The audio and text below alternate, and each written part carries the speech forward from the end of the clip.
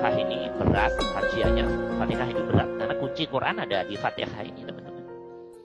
Jadi kemarin saya sampaikan Al-Quran 30 juz itu dirangkum dalam surat Yasin. Makanya Yasin disebut qalbul Quran. Hatinya Al-Quran.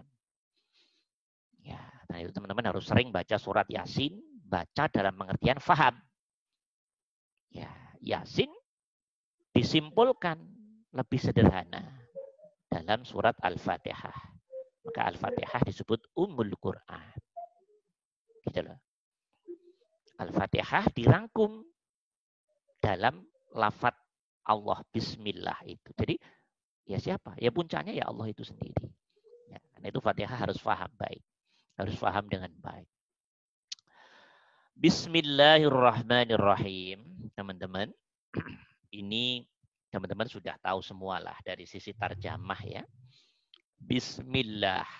Bismillah itu kalau teman-teman belajar membuka kitab namanya Kitab Mughnil Labib, 2 jilid tebal segini ini tebalnya.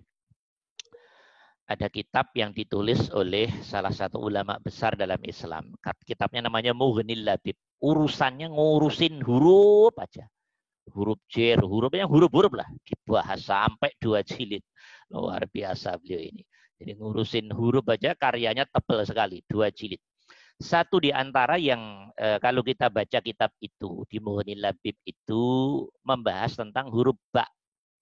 Setelah beliau teliti ngadu-adu Al-Quran, hadis, sastra, Arab, baik sastra, sebelum jahiliyah, modern, semua teliti. Ditemukan kurang lebih hampir 30 lebih fungsi huruf ba. Banyak huruf ba itu. Fungsinya macam-macam, teman-teman.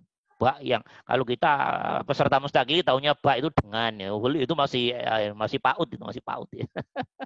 Masih PAUD. Yang ngerti ba itu artinya dengan itu masih PAUD. Ba itu artinya bisa mau macam-macam.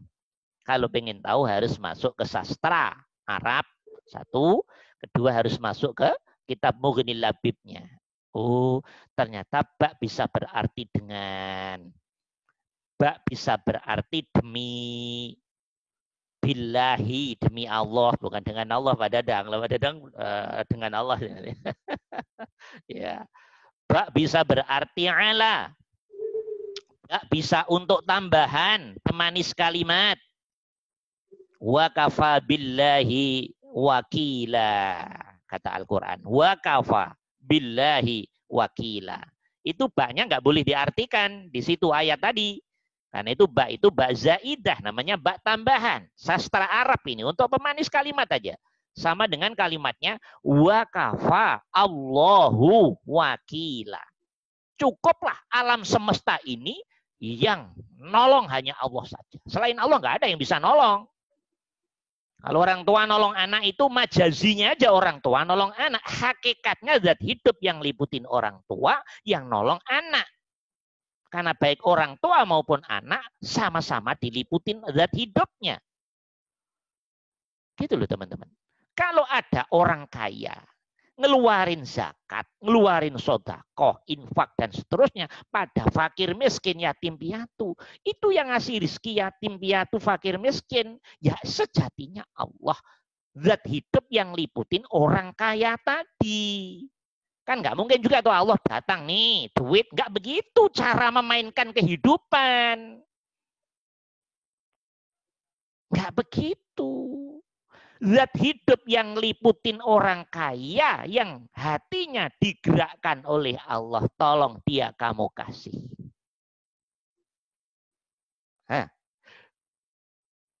Penanaman dorongan keinginan di hati orang yang kaya, tolong dia kamu kasih rizkimu itu.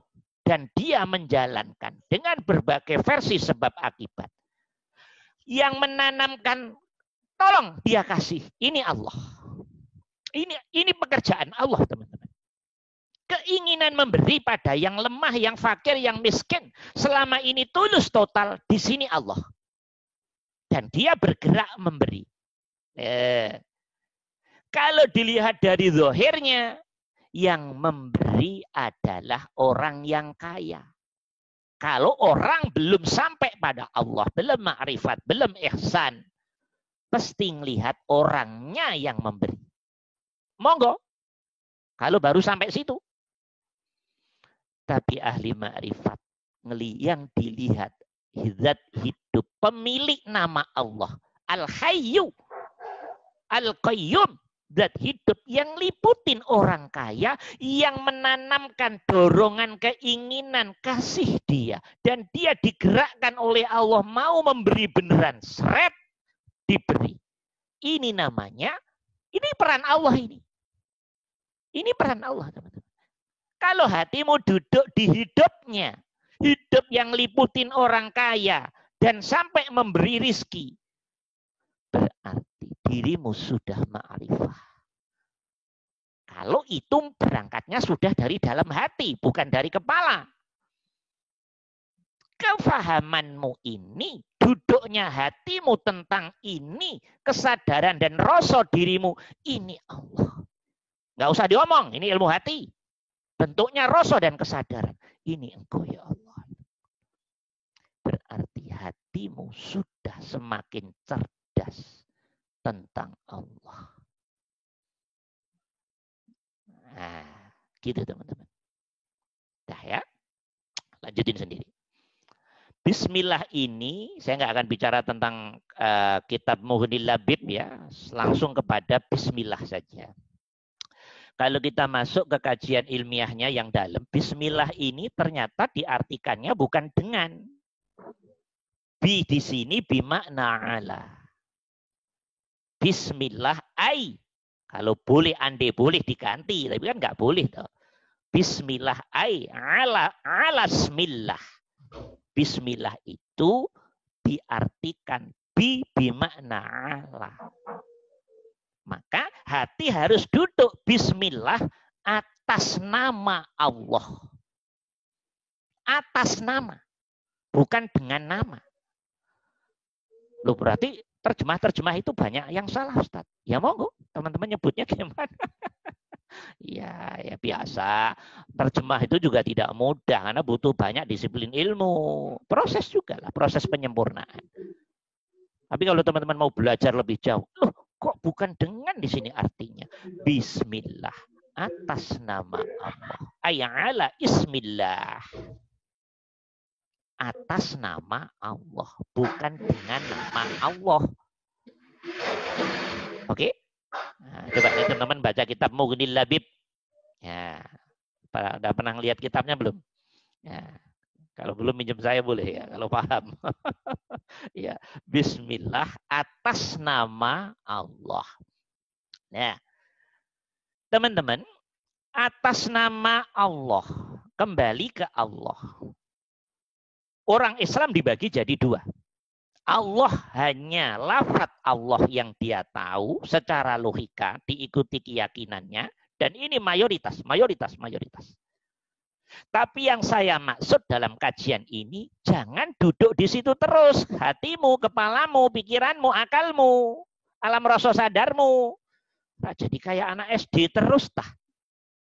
Coba begitu bismillah atas nama Allah, hati, pikiran, sistem lahir batin kita langsung duduk jangan pada nama Allahnya, tapi duduk pada rasa dan sadar zatnya yang punya nama Allah, yaitu hidup yang liputin diri kita sendiri, hidup yang liputin alam semesta tanpa kecuali, hidup yang lebih dekat dari urat nadi kita, darah kita, urat leher kita, lebih dekat dari jantung kita, ginjal kita, karena dia hidup yang mengendalikan dunia ini, kelihatan hidup ini. Padahal aslinya bukan hidupnya dunia, bukan hidupnya manusia, bukan hidupnya jin, bukan hidupnya hewan, bukan hidupnya tumbuhan, bukan hidupnya malaikat, tapi hidupnya hidup itu sendiri.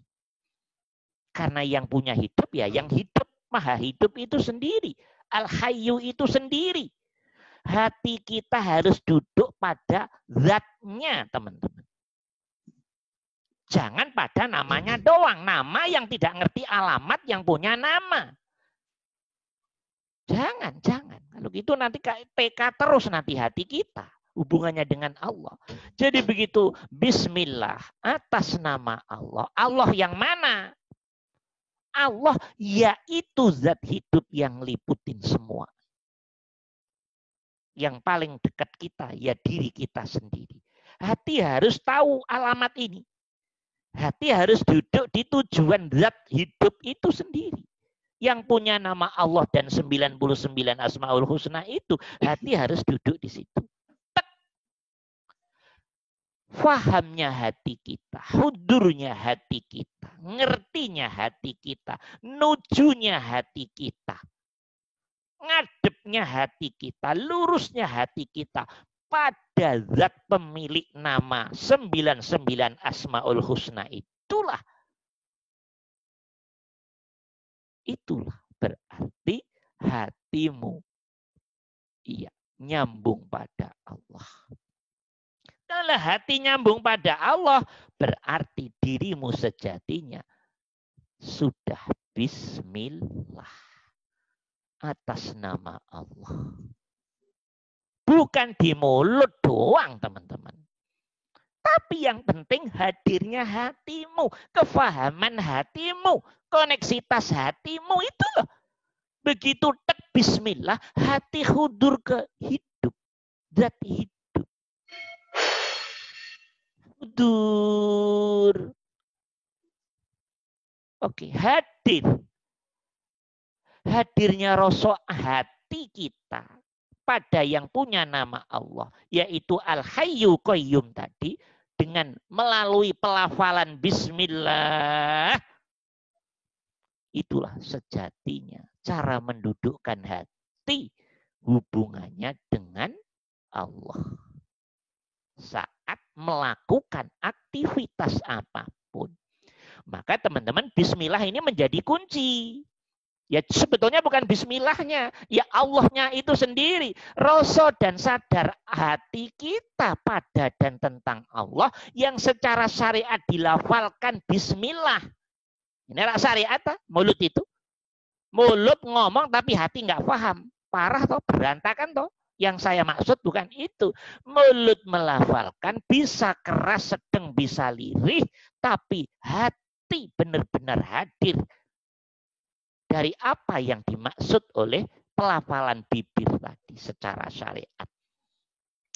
Hadirnya hati, fahamnya hati, hudurnya hati, khusuknya hati, menujunya hati, ngadepnya hati, lurusnya hati pada zat hidup Al-Hayyu Al-Qayyum ini dalam setiap amaliyah. Itu kunci dari penghambaan, teman-teman.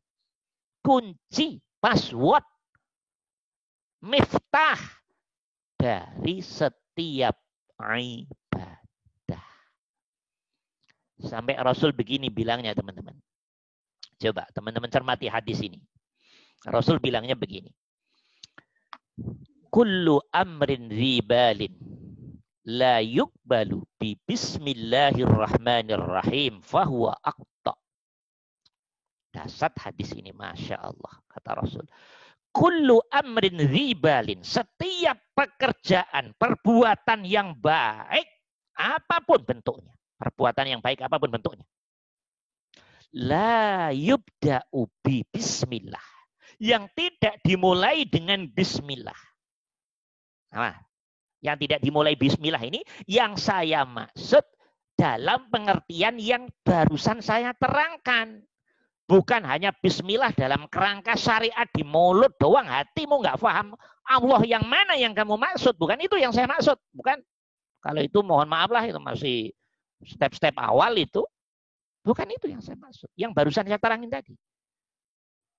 Setiap perbuatan baik, kata Nabi, yang tidak ada starting bismillahnya, yang tidak dibuka dengan password bismillah, fahuwa aqta, dia itu terputus dari berkahnya. Aqta itu kalau kita belajar hadis banyak tafsir. Aqta itu ada yang mengumpamakan kayak kuda balap yang harganya mahal, tapi ekornya terputus, ya udah nggak ada harganya dong.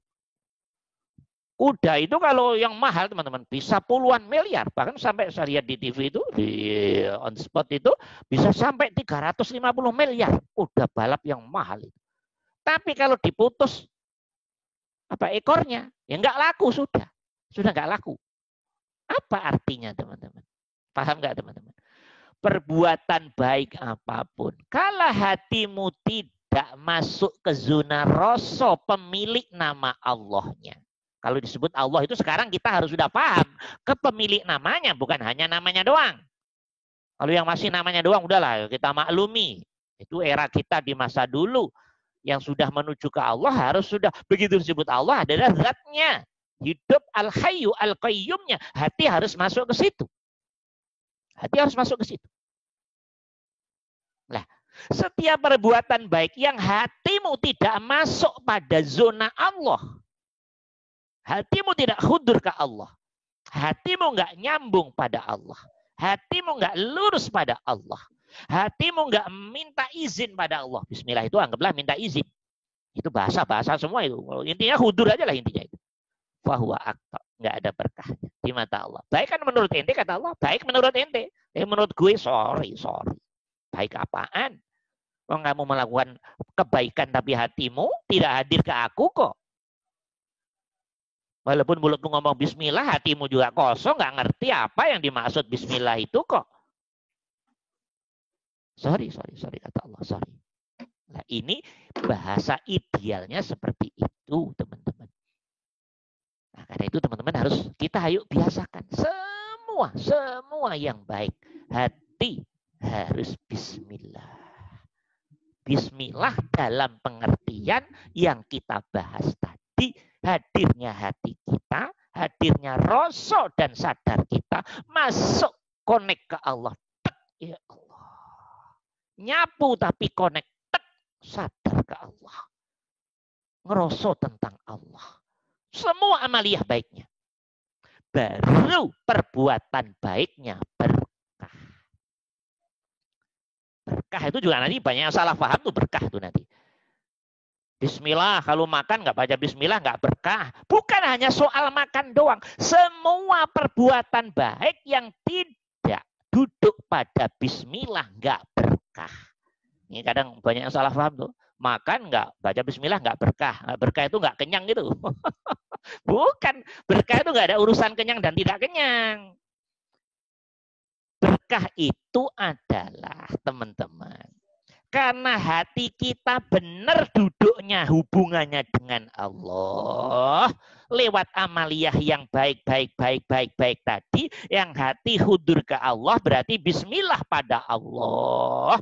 Hati yang connect ke Allah langsung direspon oleh Allah dengan ketenangan, kedamaian, gitulah, kejenjeman hati, kepuasan, dan seterusnya. Di sono ada semua. Hati yang sudah langsung dapat respon ini, hati kemudian terima, tak apa saja diterima dengan legowo atas nama Allah. Dan hidup yang dia tangkap lewat rasa di hatinya itu. Maka walaupun lauknya sambal apa, hati duduk bismillah total, ya pasti nggak ngeluh. Oh, bismillah kok ngeluh, ya bismillah cap opo itu. Bismillah kok ngeluh. Berarti dirimu belum melihat Allahnya. Kata Allah, nih saya kasih makan ya. Hari ini sayur asem, tempe goreng, sama sambal, ngeluh. Berarti lah diri kita protes Allah. Saya nggak suka ini Allah. Loh, sama dengan begitu. Cuman hatimu nggak paham. Makna berkah itu apa? Makna bismillah itu apa? Lewat hatimu belum paham. Ngomelnya hatimu, nggak usah mulutmu deh. Ngomelnya hatimu, dongkolnya hatimu, nolaknya hatimu, protesnya hatimu. Kata Allah, ente tidak berterima kasih pada saya. Ente tidak syukur pada saya. Bahasa kasarnya, ente nggak paham aku. Bahasa kasarnya lagi. Oh, jangan-jangan nggak tega. Ya. Ente kok nggak ngerti-ngerti aku, Masya Allah. Cuman umumnya orang mohon maaf. Nggak baca bismillah, nggak berkah. Berkah itu loh diartikan kenyang. Masya Allah. Masih orang kafir makan sepiring, 2 piring juga kenyang toh. Perlu dibuktikan ya kalau nggak percaya. Ya. Apa urusannya kenyang dengan berkah? Nggak ada urusan. Berkah itu keadaan hati yang menerima. Karena hati faham apa yang ada itu sejatinya nikmatnya zat hidup yang liputi diri. Jadi dirimu melihat, diri kita melihat, ini yang menyajikan Allah. Ini nikmatnya Allah. Ini pemberian Allah. Hatimu faham itu, hati nerimo itu, nerimonya hati, legowonya hati, pahamnya hati itu nikmat dari Allah. Dan hati nerimo makan dengan kedudukan hati yang duduk pada posisi nerimo. Ridho sebagai fakta nikmatmu. Ini sekarang ya Allah. Dan hamba nerima ini, hati duduk di situ. Ya berkah dong, paham apa tidak? Berkah apanya? Mengerti? Jadi berkah itu bukan kenyang. Atau awet kenyang, bukan begitu. Berkah itu hakikatnya, ya duduknya hati yang benar. Dan kalau hati benar, apapun jadi enak di hati ini. Zahir ngikuti keadaan hati. Kalau keadaan hati berontak, zahir jadi nggak enak. Semua jadi nggak enak. Walaupun sate, kalau hati berontak, alam hati nggak nerima. Zahir ikut kena efek nggak enak. Alam rasa zahir ini. Nggak percaya buktikan deh.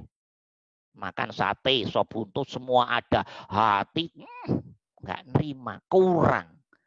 Salah jadinya. Ada 1-2 yang salah aja. Hati nolak. Sudah. Semua sistem tubuh jadi ngerasa nggak enak semua. Kenapa? Karena diri nggak paham Allah. Diri nggak paham Allah. Nah yang begitu nggak berkah namanya. Walaupun di meja makan. Wah yang enak-enak. Tidak berkah teman-teman. Tidak berkah.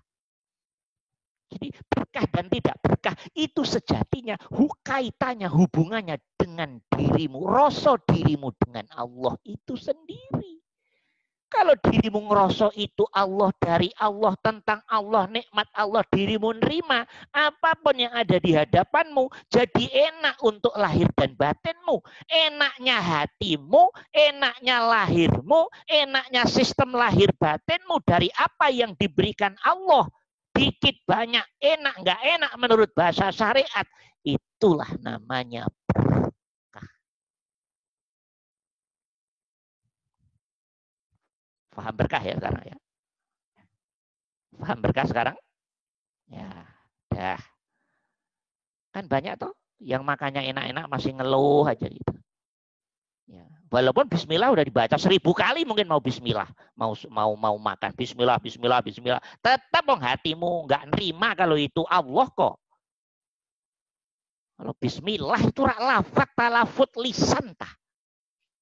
Substansinya kan kenalnya hatimu hubungannya dengan Allah yang memberi kebaikan lewat diri bisa makan, diri bisa minum, diri bisa melakukan kebaikan apapun, nyadar di situ ada peran Allah. Nah, berarti hatimu sudah diberi faham duduk pada makna bismillah atas nama Allah.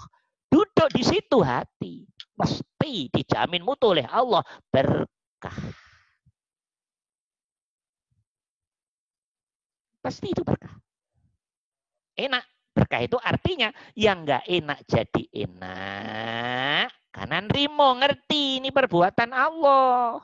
Yang enak, tambah enak. Enak ya tambah enak. Gitu. Paham? Hati itu kalau duduknya benar selalu seperti itu. Dalam hal apapun hati kalau benar itu pasti efeknya berkah. Efeknya berkah. Gitu teman-teman. Nah, paham ya ini? Paham ya? Teman-teman mesti nanya, kok Nabi katanya kasihan apa nggak pernah protes? Karena Nabi sudah makrifat, paham apa tidak toh? Nabi ngerti, walaupun yang masak istrinya, tapi Nabi nggak ngelihat istrinya, ngelihat dan hidup. Karena Allah untuk nguji, nggak mesti lewat sakit, nggak mesti lewat diludahin orang, nguji gimana sih spiritual hatinya Muhammad ini, kalau masakan istrinya itu kasinan gimana nanti? Dia lebih ngelihat istrinya makhluk atau ngelihat zat hidup yang liputin istrinya. Gimana Muhammad diuji oleh Allah.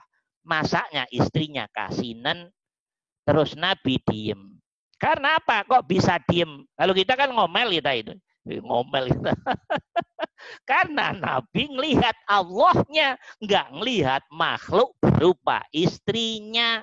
Nabi sudah a'raful arifin, paling tingginya ahli ma'rifat. Tapi ustadz-ustadz belum mampu menangkap ke sini. Nabi sabar. Yuk, kenapa kok bisa sabar? Nggak mampu, belum mampu jawab. Karena Nabi melihat Allahnya. Semua hal teman-teman, semua hal apapun. Kalau pikiran hati kita melihat makhluknya, pasti kita ini akan selalu berontak. Karena memang nafsu pengennya begitu. Dirimu harus berontak. Dengan berontaknya hati, berarti kan tidak taat pada Allah. Tidak Islam. Tidak tasbih. Sehingga diri akan menyakiti dirinya sendiri. Itu yang dipinginin nafsu. Nah, itu yang dipikirkan nafsu. Kok ada orang melihat Allahnya, nggak melihat makhluknya. Hatinya rak tenang, adem, ayem, tentrem, damai. Berarti dia masuk surga. Nafsu selalu pengen nyeret bagaimana biar dirimu masuk neraka lewat makananmu, menumu. Lewat minumanmu. Lewat duitmu. Lewat anakmu. Lewat apa saja. Sehingga hatimu tidak menerima iradah dan kudrohnya Allah itu. Gitu loh maksudnya. Paham apa tidak ini? Paham ya insya Allah ya? Itu makna bismillah. Atas nama Allah. Nah, hati harus duduk di situ. Harus duduk di situ. Ya. Begitu mau masuk kamar mandi. Ya Allah begitu Allah hati harus tahu apa yang dimaksud Allah itu. Zat hidup yang liputi dirimu. Dan hidup yang liputi setan, jin, iblis yang ada di kamar mandi. Dan hidup yang liputin kamar mandimu. Tidak ada seujung jarum pun di alam semesta termasuk kamar mandi yang nggak ada, yang nggak diliputi zat hidup. Hati harus duduk di situ. Bismillah, atas nama Allah. Bisa dimengerti ini insya Allah teman-teman? Bisa dimengerti? Insya Allah Ustaz. Insya Allah, insya Allah. Nah, ini kalau hati bisa duduk begini, Masya Allah, hati akan brilian ini, excellent ini teman-teman. Jadi ending-endingnya ya kita ini melawan diri sendiri, bukan ngelawan siapa. Ngelawan diri yang diri di dalamnya ada nafsu itu jadi tidak mudah. Butuh proses yang Masya Allah, ya Allah. Ya, dah, itu bismillah. Teman-teman, bismillah diberi sifat oleh Allah. Allah ya, zat hidup al-hayyu al-qayyum diberi sifat ar-Rahman. Rahman itu artinya apa teman-teman? Rahman itu artinya apa? Rahman itu? Rahman artinya apa Rahman? Pengasih. Yang kalau diterjemah Rahman apa artinya Rahman? Yang ar-Rahman maha pengasih gitu ya. Iya. Ar-Rahim maha penyayang. Teman-teman kalau teman-teman belajar bahasa Arab, Rahman dan Rahim satu kata dasar sama. Dari kata rahmat, rahima yarhamu rahmatan, rahmatan. Rahman ikut pola atau wazan fa'lan. Artinya maha pengasih. Maha. Apa makna maha? Rahman ini dengan pola fa'lan ini. Nggak usah panjang-panjang. Nanti panjang banget repot nanti. Ya, saya rangkum aja. Makna ar-Rahman dengan pola fa'lan ini teman-teman. Kasihnya Allah. Kasih itu berarti kebaikan toh. Substansi dari kasih itu kebaikan toh. Kebaikan Allah lewat kasihnya itu berlaku untuk semua makhluknya teman-teman. Semua makhluknya tanpa kecuali. Makhluk apapun namanya tanpa kecuali. Tidak ada bedanya antara muslim, mukmin, kafir, musyrik, ateis, komunis, semua diasihi oleh Allah. Diberi kebaikan oleh Allah lewat sifat rahmannya ini. Makan minum nggak pernah Allah beda-bedain yang agama apa, label agama nggak ada. Tapi didosis masing-masing oleh Allah sebagai bahan ujian, yes. Oke? Dan seterusnya. Sakit nggak ada bedanya agama apapun. Atau bahkan yang tidak beragama sama sekali. Bahkan hewan, tumbuhan, semua juga diuji sakit. Ada sakit, ada. Setan juga sama, ada sakit. Setan punya rumah sakit juga sama kayak kita. Iblis sama juga. Ya. Jadi sama, apa yang nggak sama? Sama semua. Rahman. Kasihnya Allah, kebaikan Allah yang diberikan pada alam semesta.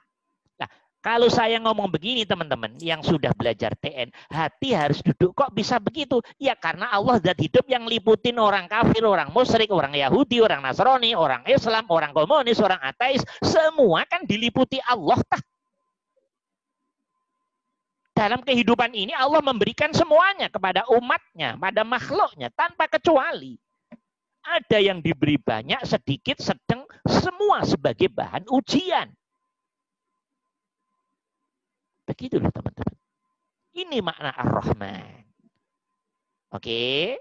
Dan Ar-Rahman ini ulama lebih menangkap, sepakat, kebaikan Allah melalui sifat Rahman ini lebih dikhususkan pada zona kehidupan dunia. Oke, Rahman itu teman-teman. Nah, sekarang bagaimana dengan Rahim, Ustaz? Rahim sama dari kata rahmah. Tapi polanya fa'ilun, rahimun. Sayang. Nah, ada kasih, ada sayang. Nah, ya kasih juga sebetulnya. Di dalam sayang ada kasih. Nah, ya, oke. Nah, fa'il, rahim, itu teman-teman. Kebaikan Allah. Ya, asihnya Allah yang diberikan hanya kepada para orang yang sudah sampai pada Allah. Saya ulangi lagi. Sifat rahimnya Allah, berarti sifat asihnya Allah, kebaikan Allah. Oke, otoritas yang berupa baik dari Allah ditujukan hanya kepada orang-orang yang sudah sampai kepada Allah. Baik di dunianya, walaupun di dunia dia sudah kenal Allah. Walaupun di dunia dia sudah ngerti Allah, faham Allah, ketemu Allah, melihat Allah, lewat alam rasa dan sadar hatinya. Dia diperkenankan oleh Allah masuk ke latifah rabbaniyahnya Allah.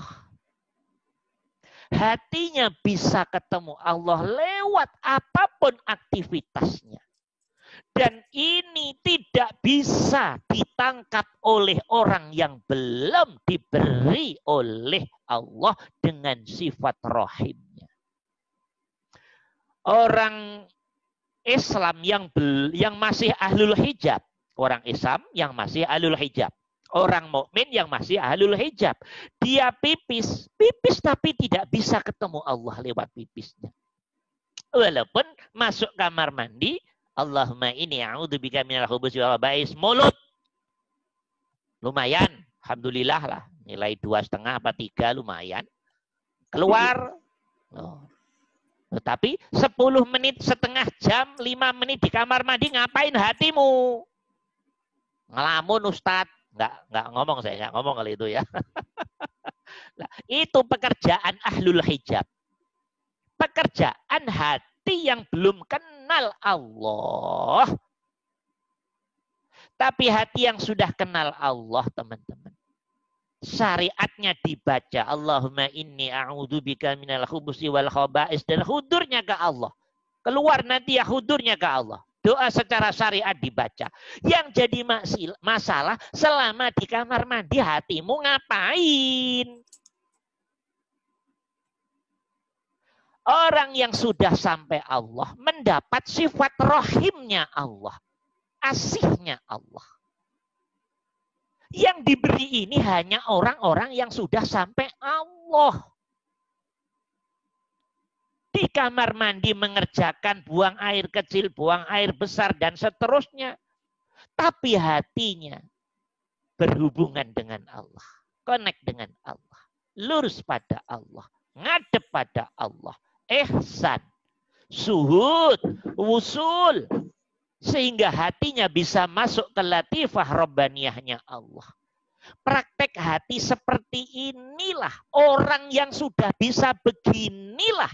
Dalam semua aktivitasnya. Termasuk dalam konteks di kamar mandinya yang saya jadikan sampling. Orang-orang yang sudah bisa masuk ke latifah Rabbaniyah Allah lewat amalan apapun.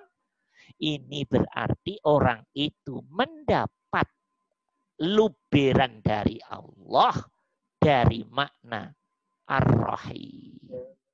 Pipisnya sama, kamar mandinya sama. Yang beda rasa hatinya. Yang beda praktek hatinya. Yang beda duduknya hatinya hubungannya dengan Allah.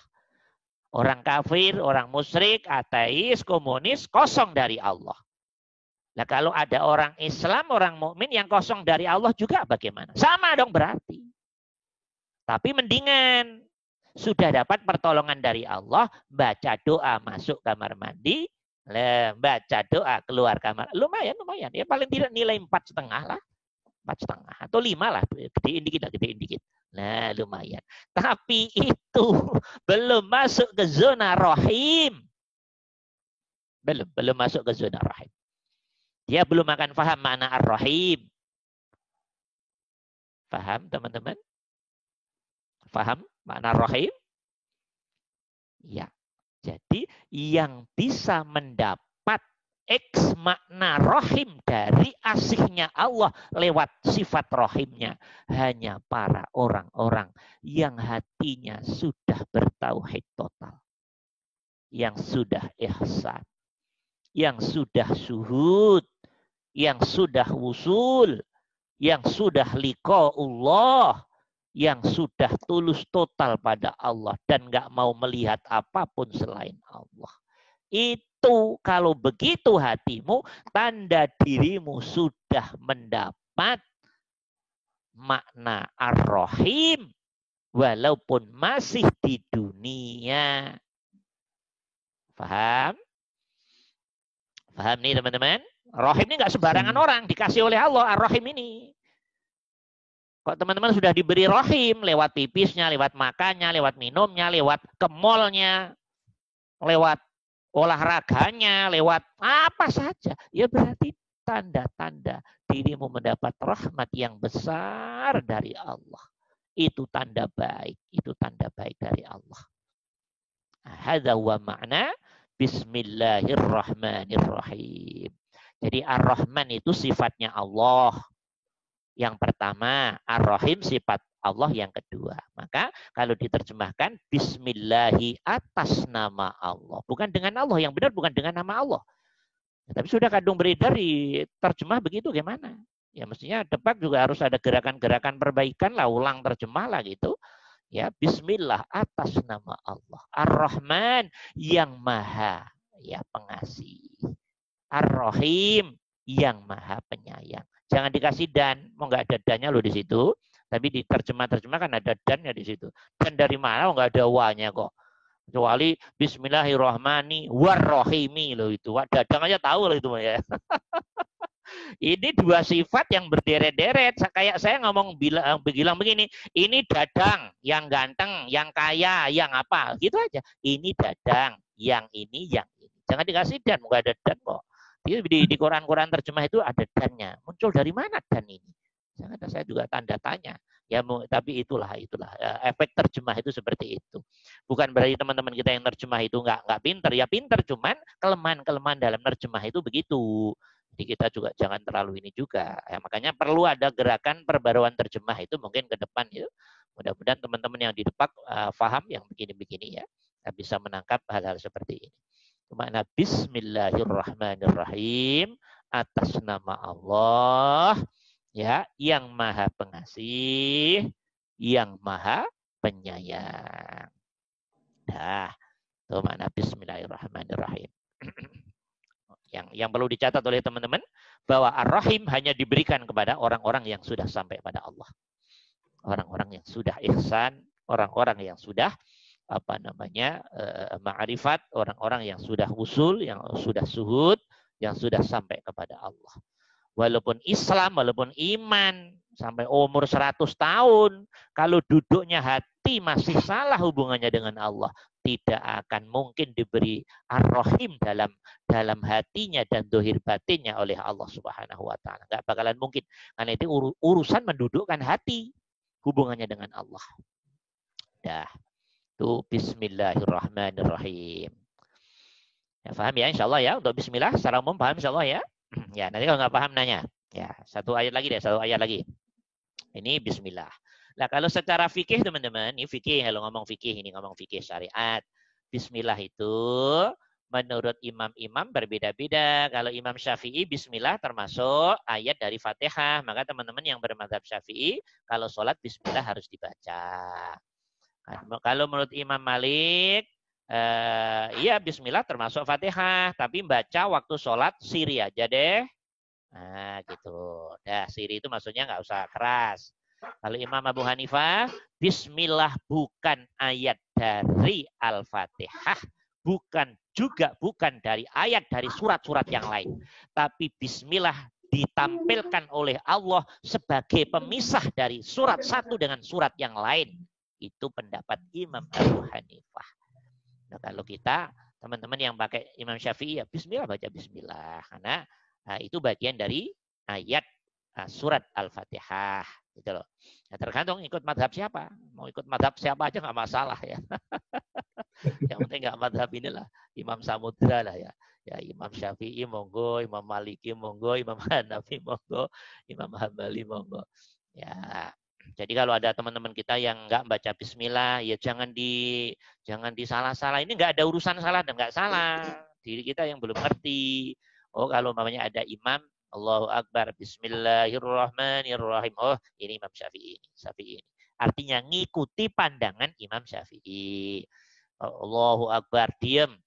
Terus Bismillahnya pelan-pelan, lirih. Alhamdulillahirabbil. Oh ini Imam Malik ini. Imam Malik mesti ikut pendapatnya Imam Malik. Gitu lah. Ya, kalau nggak Imam Malik, Imam Abu Hanifah. Gitu lah, ya. Dan seterusnya. Itu secara fikih. Nggak usah dimasalahkan kalau yang gitu-gitu. Masalah yang begitu-gitu ya tanda belum pinter, ya, belum ngerti apa-apa. Ayat yang kedua dari Fatihah, kalau ngitungnya Imam Syafi'i, berarti ayat yang kedua. Nah, ya, kalau Imam Abu Hanifah, karena Bismillah bukan dihitung ayat, ya berarti Alhamdulillahirabbil alamin. Kalau indal Hanafiyin, menurut Imam Abu Hanifah dan madhab dan para pengikutnya, berarti Alhamdulillahirabbil alamin adalah ayat pertama dari Fatihah. Tentunya begitu. Ya, dah. Alhamdulillahirabbil alamin.